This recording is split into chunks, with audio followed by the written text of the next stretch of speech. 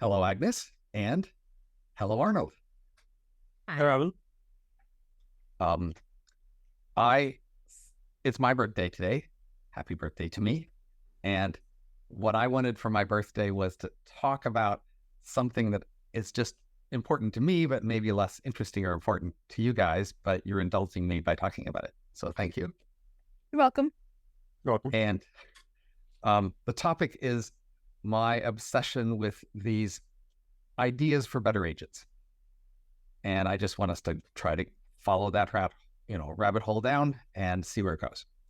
So I've got a couple of related concepts. The general idea is just the idea that in our world, we have these people we rely on, but we don't know them very well. And we're at great risk for them not doing what we want because we find it hard to see if they're giving us what we want. And so we make many choices on the basis of advice that we should be doubting because it's hard to see how they could have good incentives to give us good advice. And so as a response to that, there are ways to set up a bit more complicated relationships with them such that they would be more trustworthy. That is, they would have much stronger incentives to give us what we want. And that seems to be an enormous promise. And I've got some ways to do that. I'm going to explain in a minute. And the issues are that it's hard to generate much interest in them, to get people to think about them or to do trials of them, et cetera. And so, the meta level question is, what is it that makes people not interested in these? And is there a way to vary the pitch or the context or something to get people interested? Or is there a way that lack of interest is showing us some way in which the analysis is broken or wrong? That is, we're just misjudging what's the key issues here or what people want or something like that. So that's the framing. And so now the particulars are better agency relations, ways that you could have agents who better serve your interests. So I think I'll start with a medical agent. So the two standard ways to pay for medicine are, on the one hand, you pay fee for service. Each thing they do for you, you pay for. And the other is capitation, where you just pay them so much a month and they do everything. And these have not great incentives. So under fee for service, plausibly, they would just do everything they possibly could, even if it wasn't very helpful, because they get paid each time. And under capitation, they would want to do as little as possible because they have to pay for everything and they're going to get the same payment from you regardless. And so, we might say, how is it that we can trust these people? And supposedly we have professional licensing and regulation and some sort of maybe word of mouth reputation or something that would help you judge who you could trust. But these seem pretty weak mechanisms compared to the problem of, how do you know if what they're doing is any good, whether they're doing too much or too little? So in this context, my suggestion is first to merge health and life insurance. That is to make sure that if bad things happen to you, bad things happen to them, and then they want to avoid those. And so when they're making a trade-off of whether to do some treatment for you, they will weigh off the cost of this treatment against the benefit, which is to them avoiding the bad thing of you dying. And we could also have disability insurance where they want to avoid the bad thing if you become disabled, or even pain insurance. And so that's the first step, would be to merge those things, and then they would get a stronger incentive. And you'd, of course, be advertising this to customers saying, you can trust us more because. And then the second step would be to increase the amount of insurance past what you'd want for your private reasons in order to get their incentive strong enough. And then we need a third-party financial relationships to make the budget work. But that's the key idea of better medical agents. And so I also have, examples we could discuss for career agents and for avoiding crime agents and some other things, but let's start with that one. So that's the core idea. So what do you think? Does it appeal to you? Do you even feel motivated by the problem it's solving? Are you worried about something going wrong in it? Or If I just misdescribed the problem people care about, such that why should people care about this? What do you think? So I wanted to raise a general mechanism that I think stands in your way for all such agents, which is the status quo requires trust. That is, the way that medicine works, or that law, or all these things work, is that we have some amount of trust in our doctors and in lawyers and in the system. And of course, your system would also require trust. But the way that trust works is that there's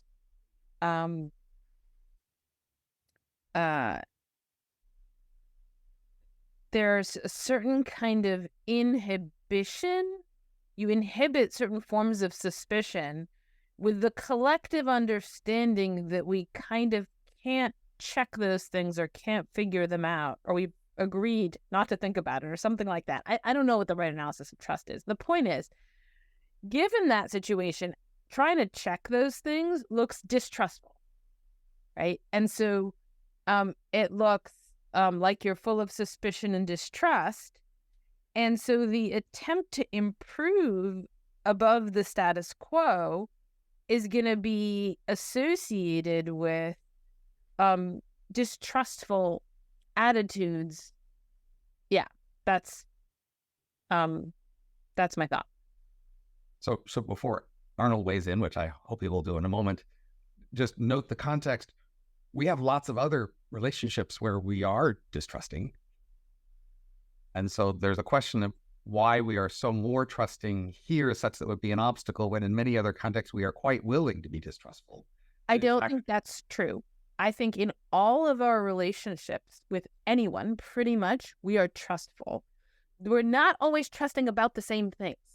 But for any relationship you have with anyone, there are certain trust boundaries where there are certain things you're not supposed to be checking. I think it's true of all your relationships. It's true with you and someone trying to sell you something in a store. Right. But the relationships you don't have, then in some sense you don't. So, for example, most people don't use matchmakers. Right. In part because they wouldn't trust them. So right. Then the question is, why don't we have matchmakers? So your same argument would be, if we had the matchmakers, we'd say, I just have to trust them. And then we would. Yes. Right. But we're not doing that, right? And similarly with a king, we could have a king and just decide to trust them. And we wouldn't need to elect them, because we would need to distrust them through elections. We would just trust the king, and we could just and people have had kings. So why do we have a king? Why do we have matchmakers? There's a question. Why trust in some places and not others? Right. There might be, for instance, we might be able to think at a meta level about what are the better forms of trust. I'm just saying, this is a general theory as to why modifications of the kind that you are proposing, and even even testing or whatever experiments are modifications of the status quo. Sort of, no matter how this trust is distributed in the status quo, those are always going to be distrustful, and that's always going to be something that you're up against. One of your questions was, what am I up against? And what I'm saying is, one thing that you're up against is you are sowing seeds of distrust, and that makes people panic and be fearful, because trust is a really big part of what makes society work on any arrangement, including yours. So I had a question that I guess may be related, that's more specific to this medical case. So it seems like one way of understanding your point would be that life insurance providers have an interest in keeping you alive.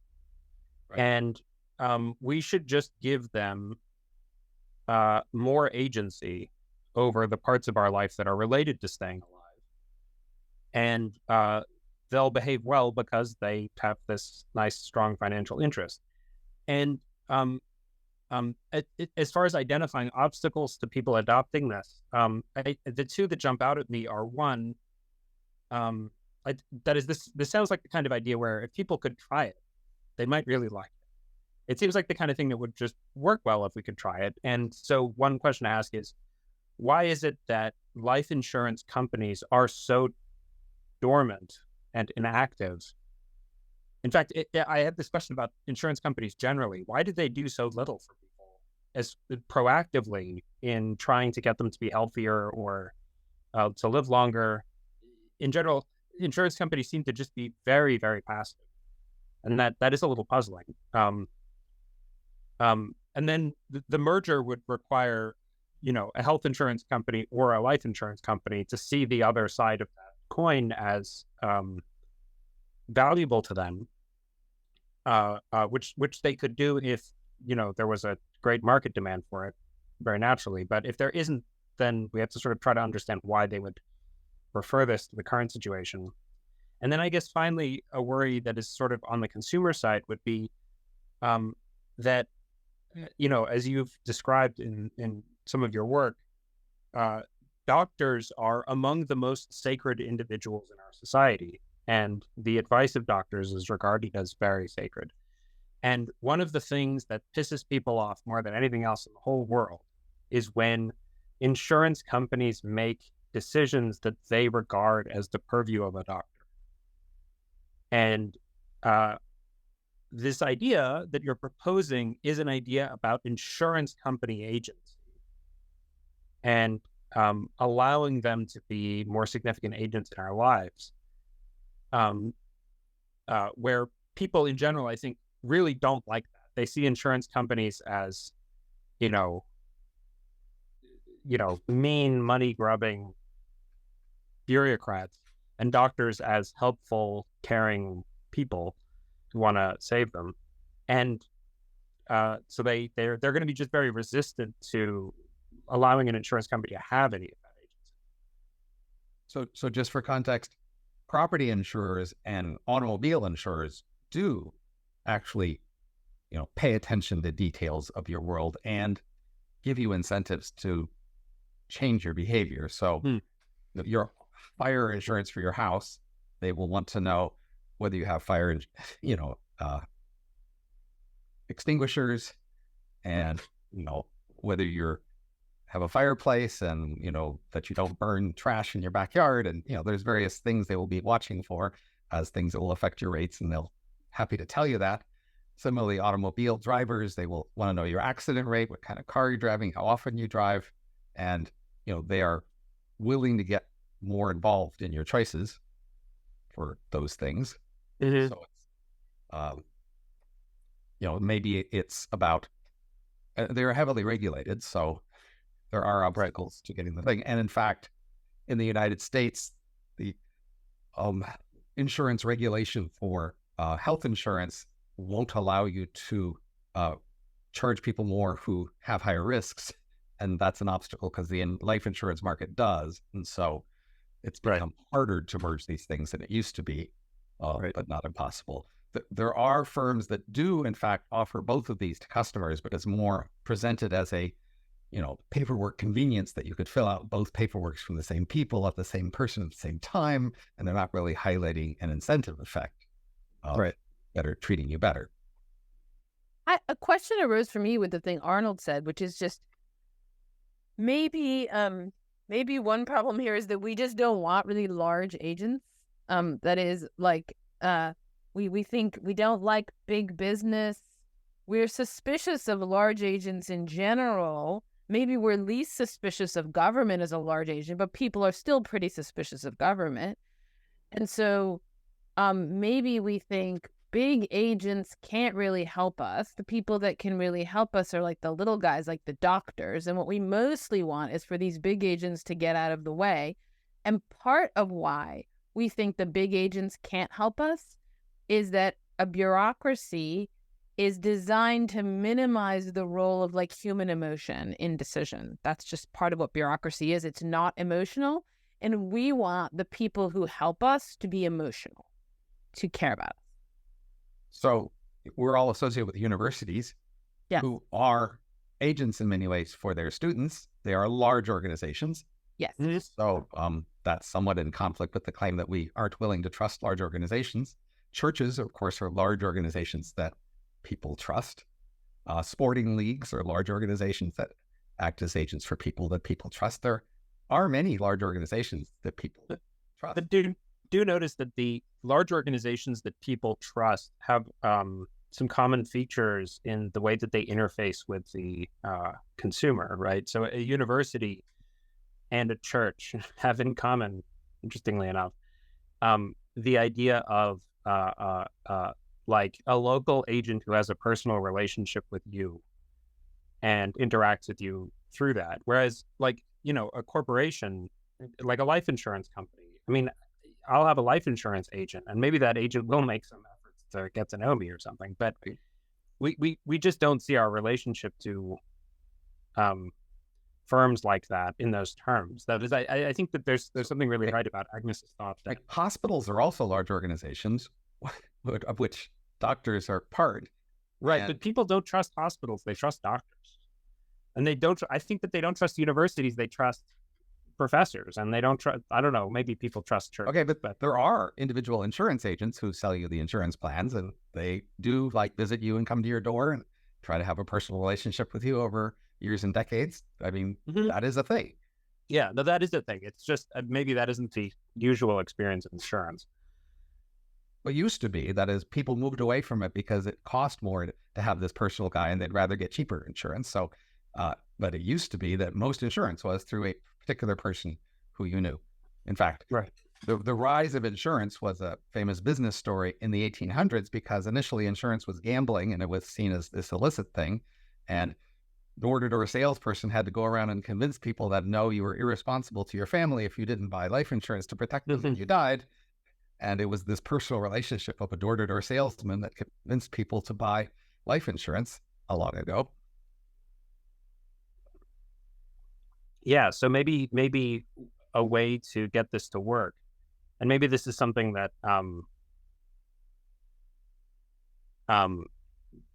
Zoom makes relatively more possible, is you need a company would need to structure itself such that people saw their insurance agents, and they came to think of their insurance agents with whom they have a personal relationship as the decision maker in questions about their health insurance. Well, it could just be the doctor you see if the doctor has a strong enough relationship with their larger corporate. Right. So Kaiser is my medical provider. My doctor at Kaiser is, their practice is greatly influenced by Kaiser's corporate policies about particular medical treatments. So I don't believe that my Kaiser doctor is making a bunch of independent choices about treatment. Their choices are very much influenced by Kaiser's overall incentives, which I appreciate because I tend to think medicine does too much, and that's this corporate structure is pulling them back to do less.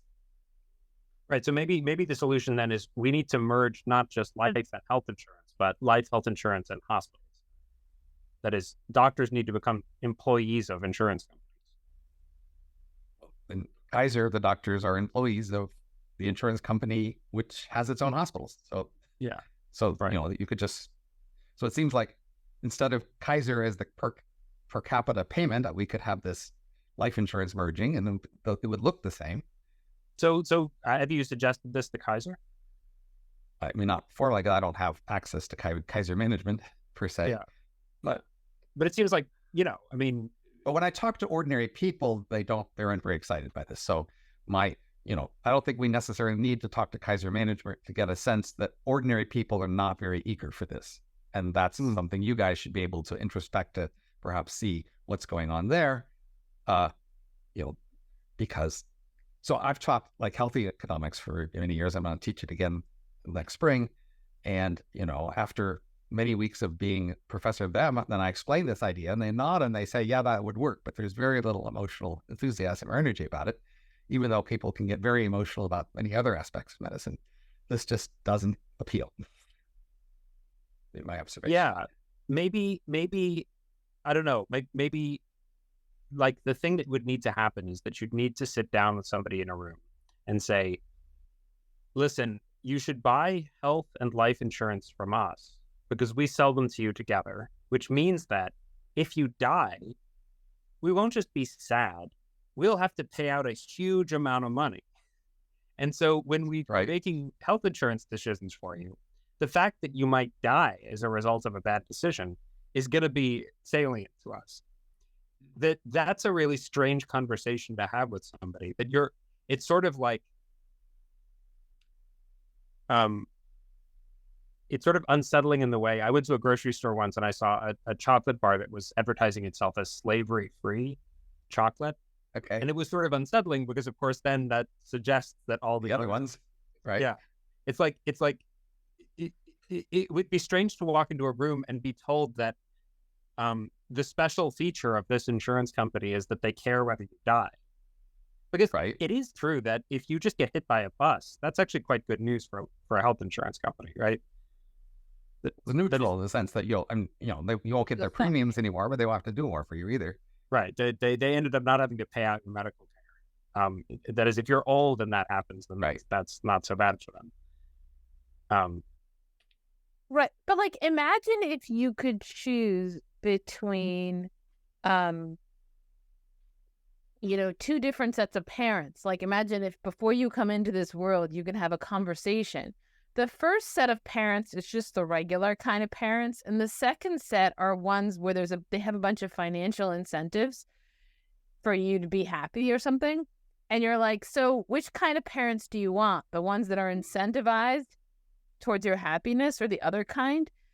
I can imagine that people aren't going to jump into the arms of the parents with the financial incentive, and they'll just feel uncomfortable about this whole thing because what they want is for their parents to care about them. That's how they want this to go.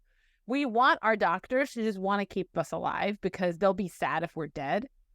And will the money stop them caring? But the fact they will lose a lot of money with that, if you have the same doctor who cared and we add the monetary, would somehow they stop caring? No, but it really will feel like that. That is, it'll feel like that's the if money is seen as a consideration, I think people really do infer from that other things aren't a consideration. So lawyers are an example where sometimes we do give them incentives like this. So as you may know, one way to hire a lawyer is per hour. Your friend had a lawyer and they like them, and you go visit their office. They've got books on the shelves and the wood paneling and everything looks very fancy, and they say, sure, I'll help you, and he looks friendly and he smiles, and then you can just pay them per hour, or you could have a contingency fee. So this works best in the case where you're going to sue someone, and then if you win, they're going to get a percentage of the win. And now you have a choice of two lawyers, one of whom you can just pay per hour and they'll do whatever he does per hour to try to win your case, and the other, he gets 40% of your win. And now you don't have us pay very much per hour. And you even have the benefit that if he thinks you can't win the case, he'll just reject and say, no, I don't want to take your case on a 40% contingency because I don't think you have a case. And then you would save the money and go home instead of paying this other guy so much of an hour, because he'll tell you have a case when you don't, because he likes to get the dollar per hour. So which lawyer do you want? First guy says he cares, though. Again, we're insofar as we're trying to explain the fact that though it does seem rational to prefer the lawyer who is paid the contingency, it's in fact rare to get a case on contingency. Most corporations don't hire on contingency. Most individuals don't. And in many places, lawyers have made it illegal to pay them on contingency because they don't want to take that risk. But one thing to pay attention to might be TV shows and movies in which lawyers are presented as, especially as supporting characters, but in a somewhat heroic role. So I'm thinking like Molly's Game or Gone Girl, where the lawyers who are in these movies are like good guys. They're portrayed as being somewhat mercenary, but the way that the movie signals that they're a good guy is that they'll do something like take a case on contingency, but without even believing that they'll really win. That is, it's sort of like the way that you have to present a lawyer in order to present them as a good person, as a heroic figure, or as part of the hero's team, is you have to make it clear at some point in the movie that the financial incentives aren't their driving incentives. And then they form a close personal relationship with the clients, and the movie gets to go on and Right. it works out. But it's what that sort of suggests is, and you can look at the way doctors are portrayed too, as in heroic ways. That those are the kinds of motives we want people to have when they're a part of our lives. And it may be that more effective motives like money are nevertheless dispreferred just because they don't. I mean, we know the usual ones do care about the money, right?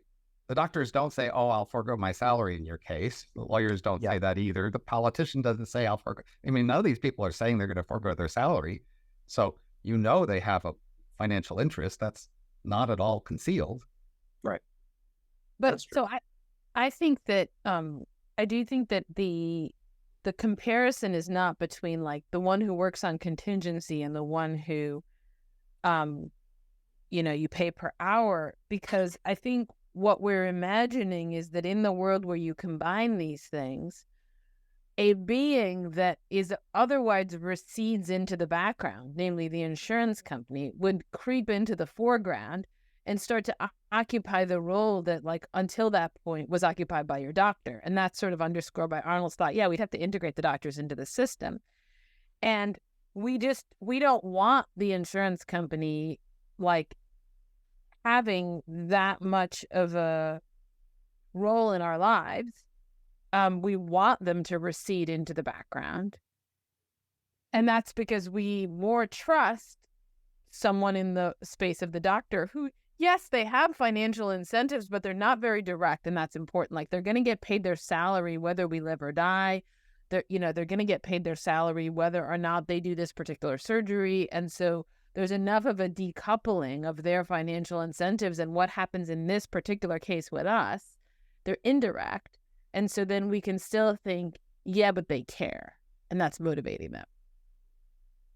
But notice that almost all our relationships in a capitalist economy are with organizations where employees are primarily constrained by their organization in their relationship with us. And that's what we seem to prefer in the vast majority of industries that we interact with: grocery stores, restaurants, automobiles, manufacturers, automobile repair, bus companies, housing companies, all of those other industries we're involved in, which provide us services that we are at risk for if they do a bad job.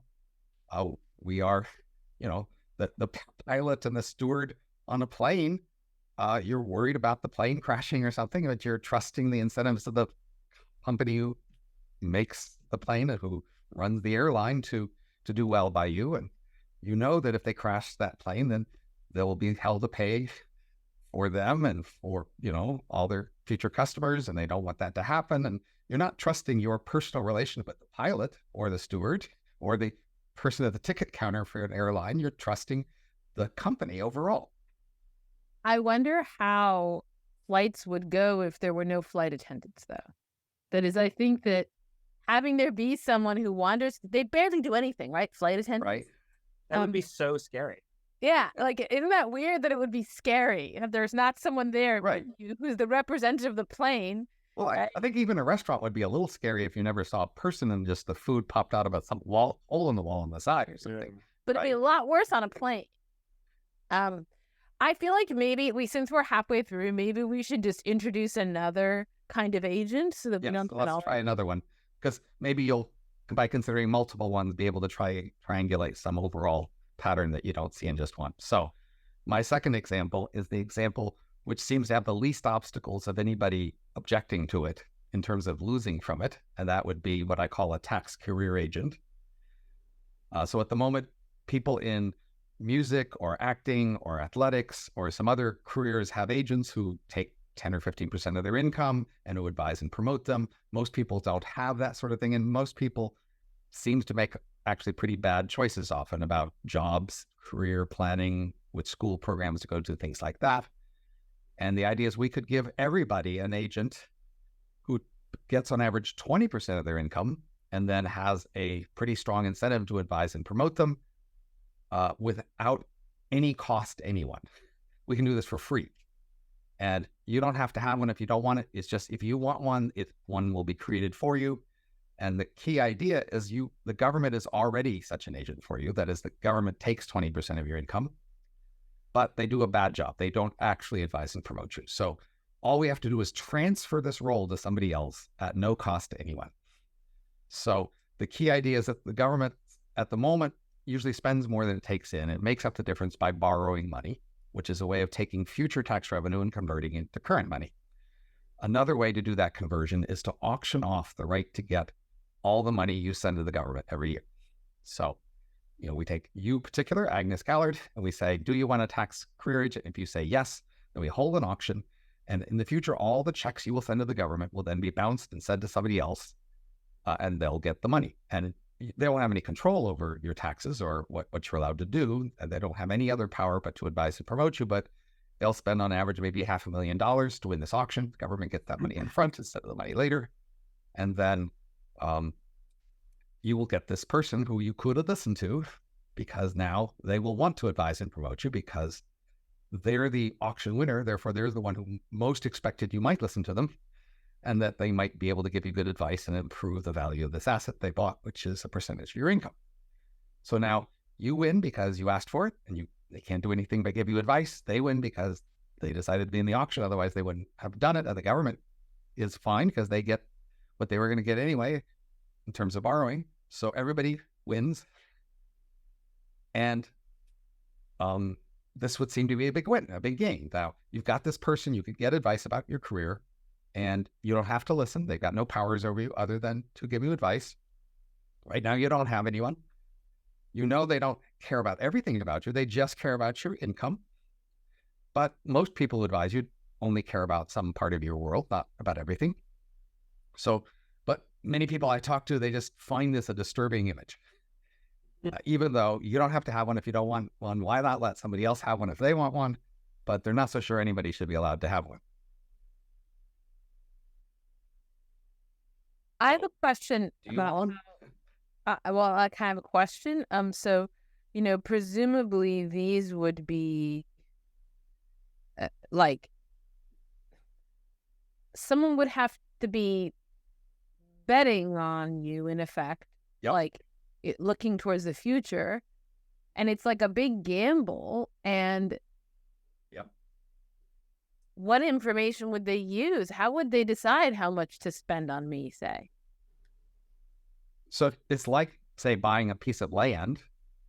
I mean, investors buy pieces of land all the time. And to decide which pieces of land to buy on, they have to, look up things about the land. They could go visit it. They could look statistics about its previous use. They could look at business activity in the area and land use in the area and what income it's got in the past. So similarly for you, then some information about you would be revealed to these investors, and they would go on that information. Now, so if some of them suspect that other investors know more than they do, that will make them shy.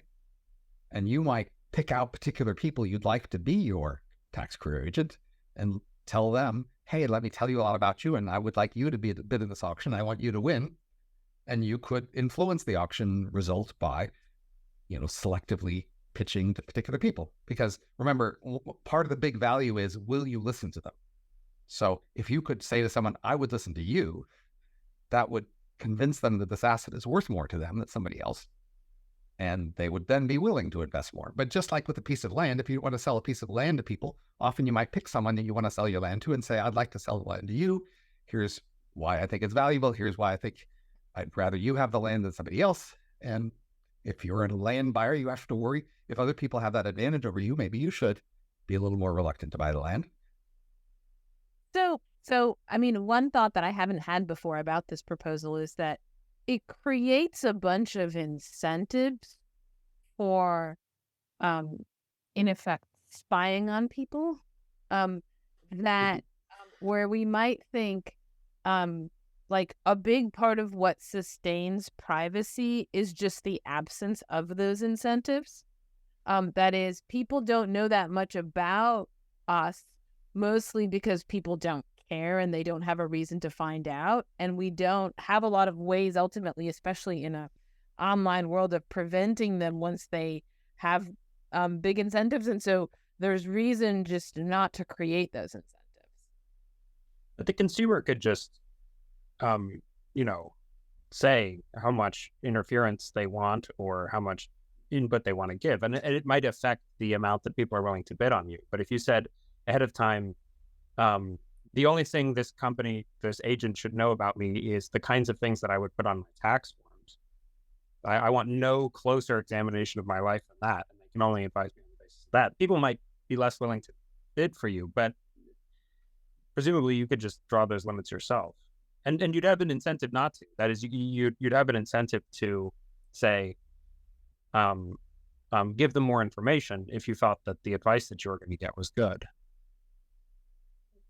One of the main complaints about the modern world compared to older worlds, that is, the story is that in the older worlds, you were embedded in a community of people who knew you well and had many close relationships to you, and that was important to the health of you and your friends in those communities, and that the modern world has hurt you by having all these arm's length weak relationships by which people are not watching out for you and noticing you and helping you on things. And so a complaint about the modern world is that you are too disconnected and that nobody really cares about you.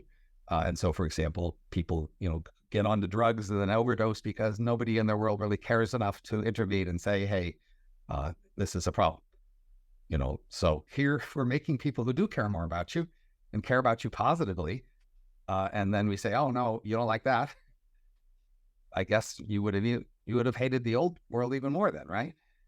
So it occurs to me that maybe the thin edge of the wedge here for this particular policy would be the government would be especially willing and eager to sell future tax revenue of people who say were over a certain age and had never paid any taxes, right? Then you could get that cheap. Sure. Probably. Right. And those are also going to be especially likely to be people who have been in some way like cast out by the system.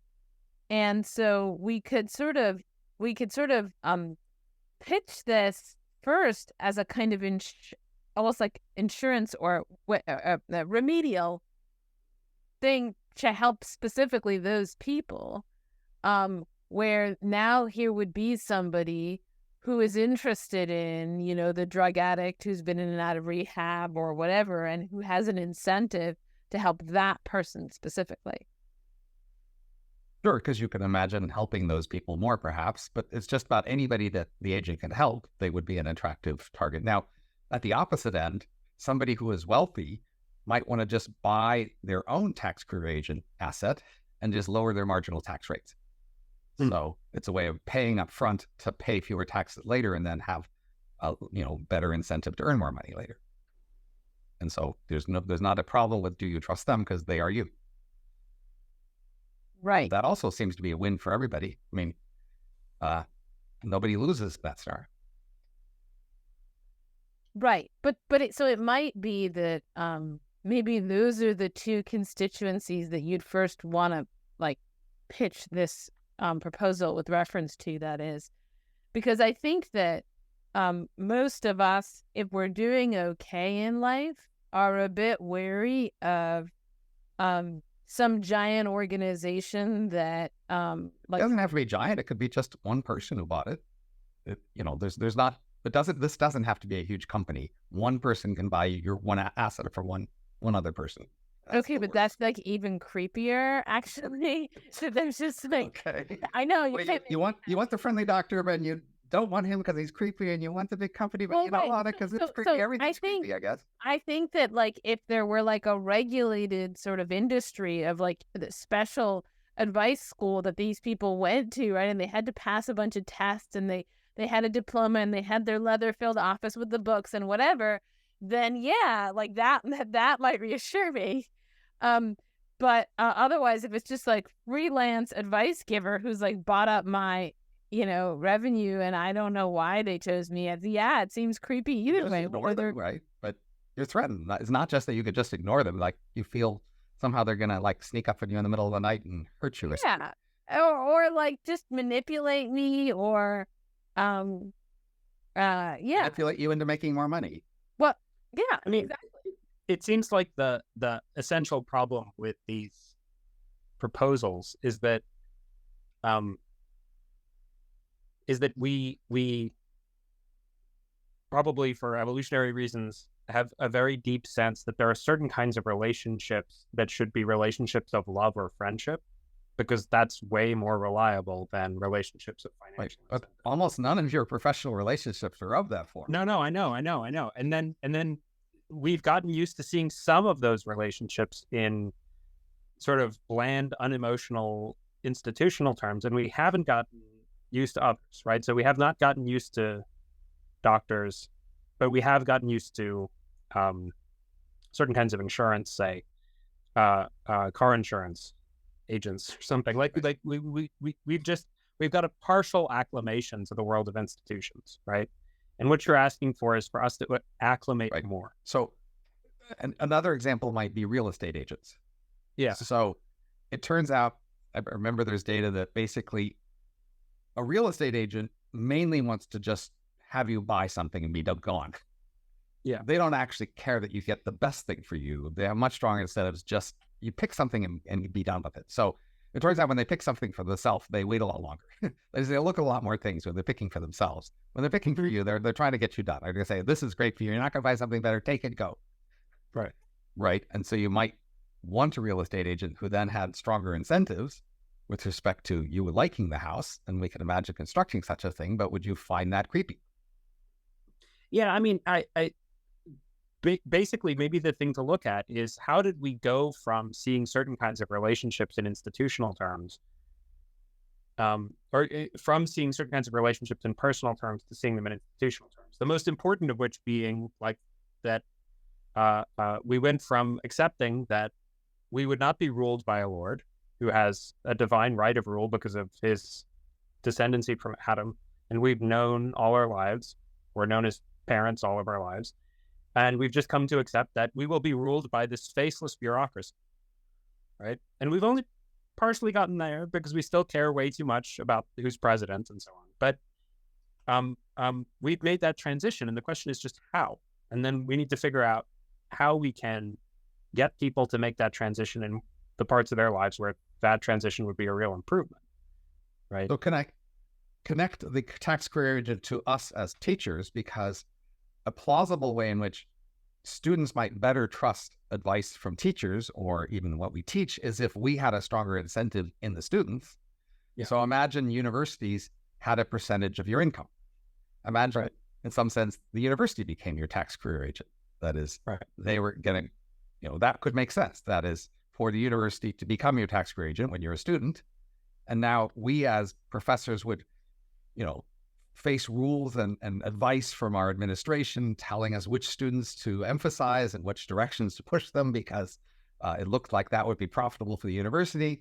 How would we feel and how would our students feel if we had more direct financial incentives to push our students in particular directions because that would make them and us more money?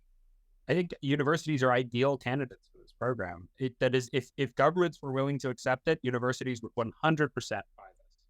It's just a great way for them to guarantee donations in the future. I mean, there's already a system whereby universities attempt to extract a career tax on you via guild or, appealing to your... Well, it would seem like they would, but the question is, this postulate that we don't like the idea that big businesses have an incentive, so we want this personal relationship. I thought we could test that out in this story of, do we have students who trust us because they think we personally care about them?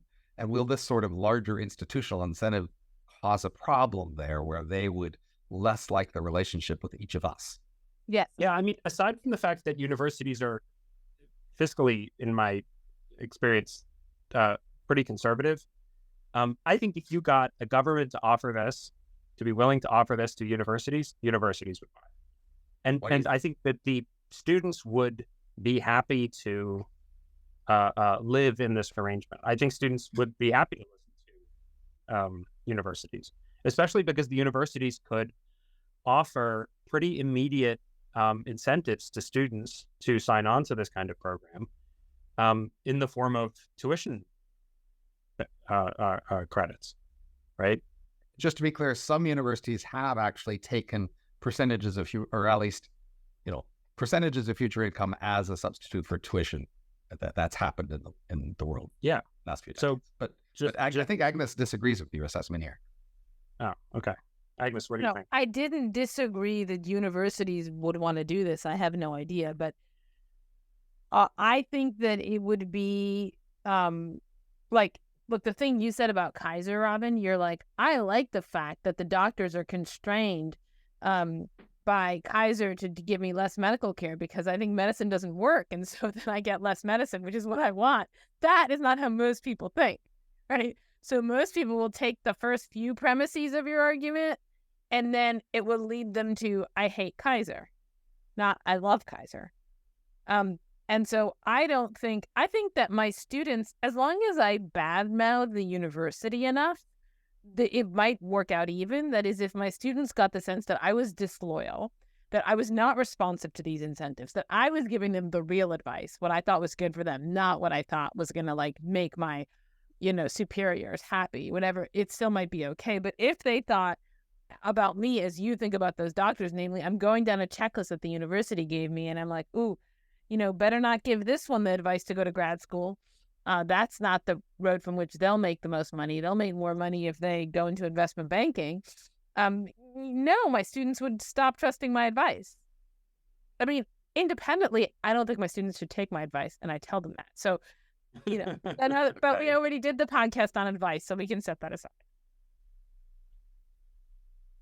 Yeah, so that's maybe the core thing to try to overcome is the fact that psychologically, when people see that money is a dominant incentive for people, they regard those people as dangerous tricksters who will engage in a zero-sum game by which this person will lose.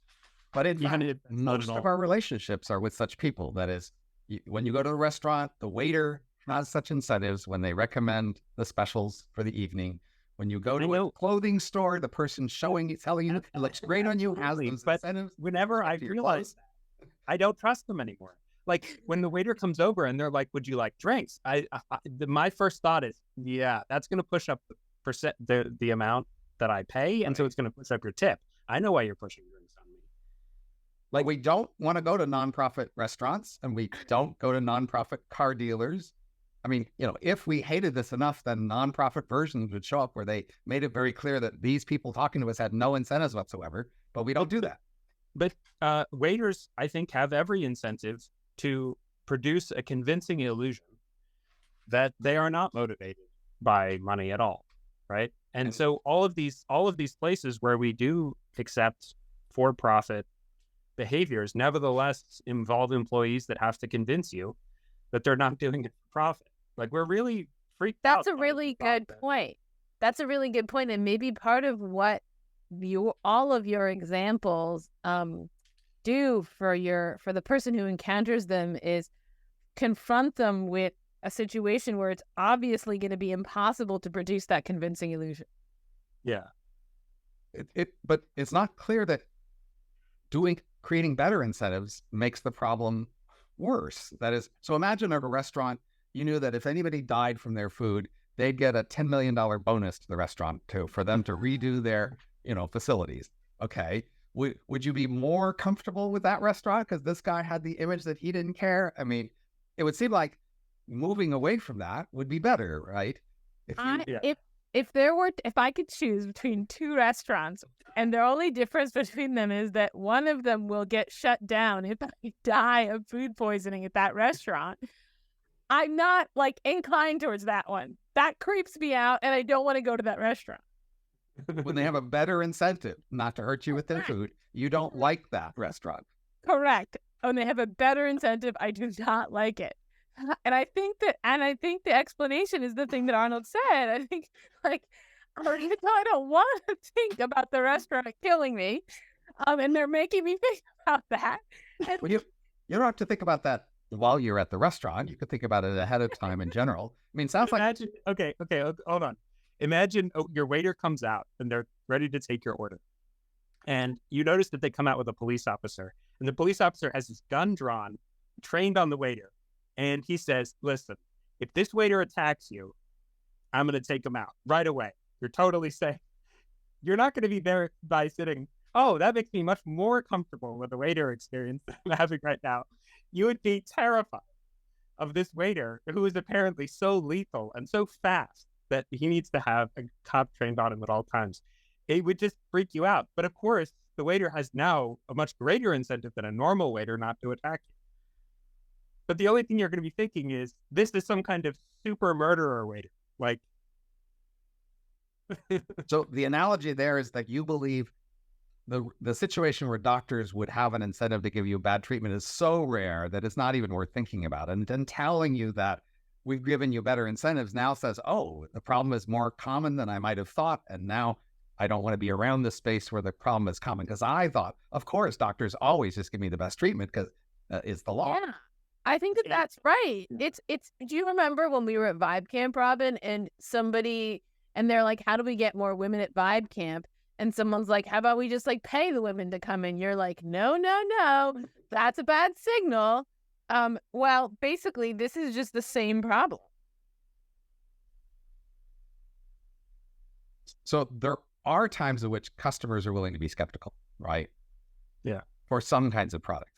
And then some kinds of products, they offer warranties, for example, or money-back guarantees, or they show you that they're inspected by somebody, or they post a bond in case there was a problem. So there seem to be many businesses for which we are willing to admit there might be a problem, and that they reassure us in some ways that their services are higher quality. So this isn't impossible. The question is just why it would then be impossible about some of these other things we might do.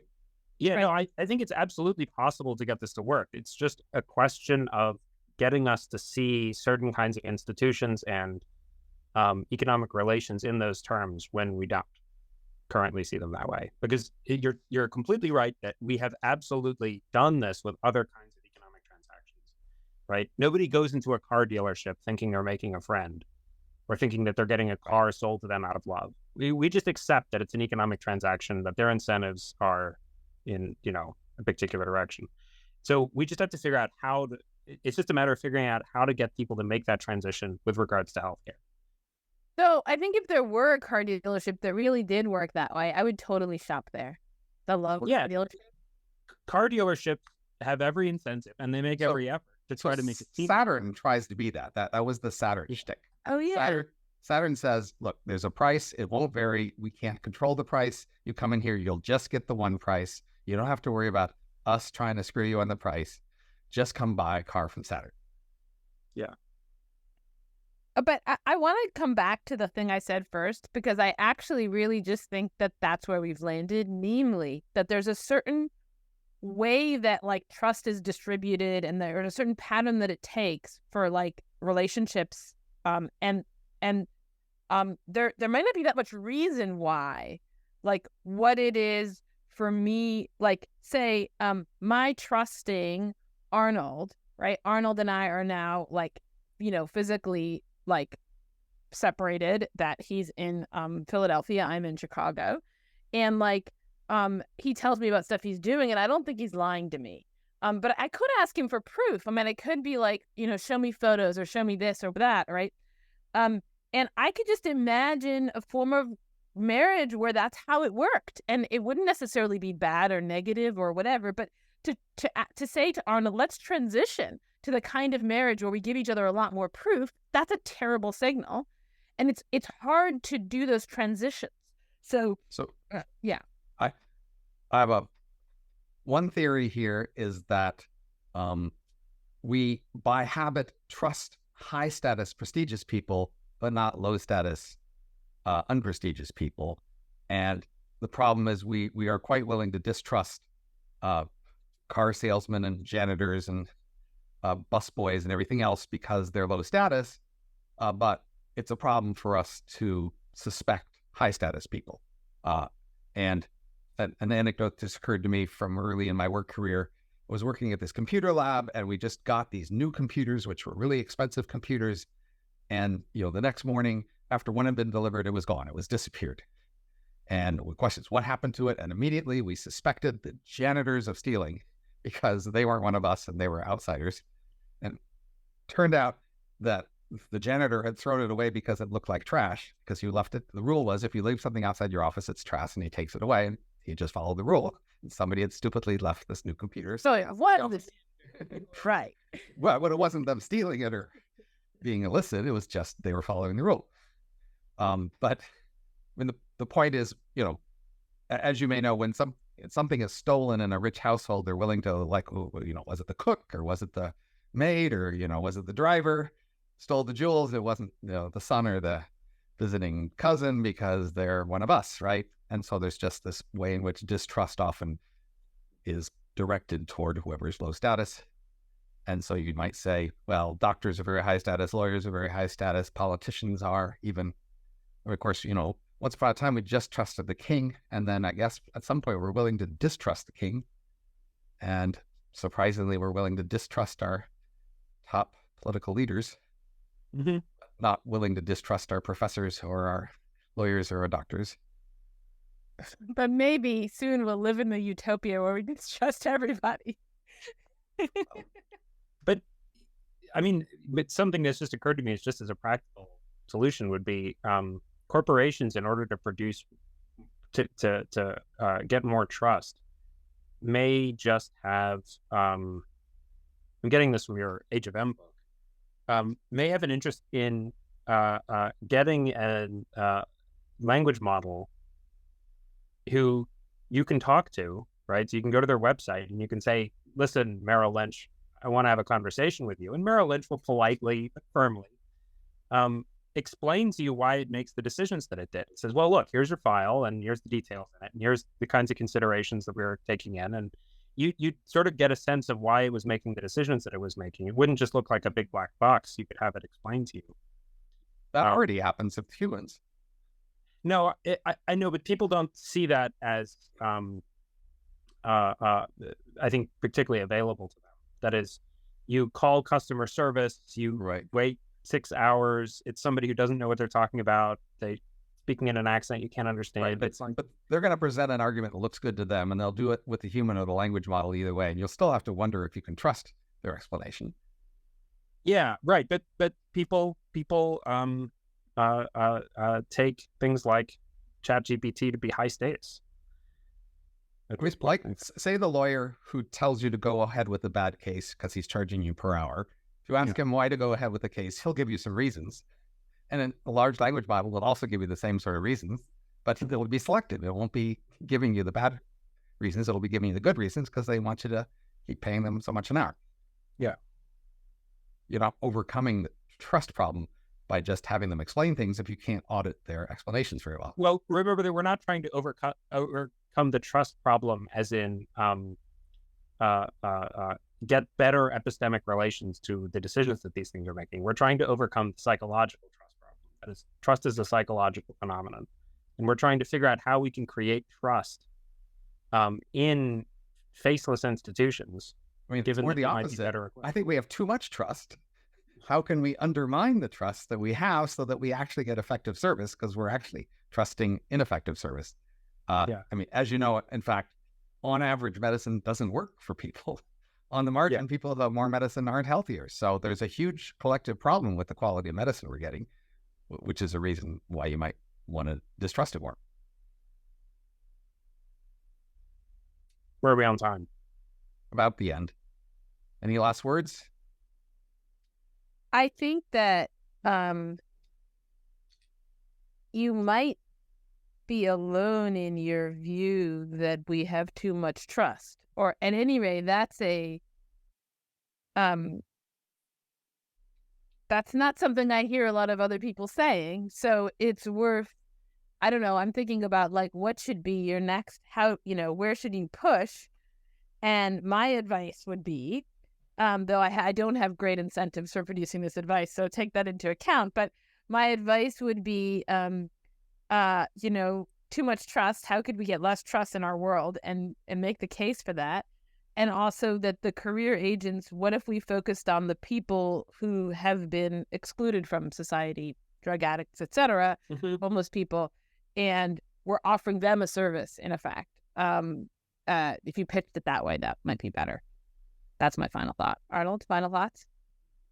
I like the helping. I mean, because government does this in the form of social workers. That is, social workers are like government career agents in a way. And I like the idea that could they have that incentives. Yeah, right. They do have that incentives, but that could become a better organized system, especially because they would be willing to do things like spend some money on an initial investment with somebody, right? Buy them a new set of clothes, get them an apartment. That would make sense if you bought somebody's tax revenue. So I really like that idea. But I also think that you could probably effectively pitch it to rich people, and rich people might actually be in a position to get the government to adopt it, buying out their own tax revenue as a way of basically loaning the government a bunch of money, and that people would be interested in doing this, maybe even for their children, and that there you're working with levers of power, and so it might get it instituted. But I do think that just as a last thing, the central problem here is, as regards to this question of trust, that we should have less trust. I think we shouldn't see trust as something that we sometimes give out to people. Trust is something where our lives fall apart if we don't have a certain amount of it. Right. So that is my last we word. need to trust. Well, what we want is a matching of trust and trustworthiness. Yeah. If we trust without trustworthiness, we are vulnerable to being exploited. Right. So, the point is we actually have low trustworthiness in our world. And Right. That's why we should have less trust. If we can create more trustworthiness with better incentives, then it'll be great to have more trust. The problem isn't like directly having the wrong trust. It's having the wrong match between trust and trustworthiness. The key thing is to increase trustworthiness. Right. But trust has interpersonal characteristics to it. That is, it's, I think, probably emotionally speaking, irreducibly a matter of a relationship between people. And if you're in the habit of just trusting when you have a relationship without them being trustworthy, you are in deep trouble. Yeah, that's true. Anyway, thank you both for this conversation. Happy birthday. Thank you. And happy birthday.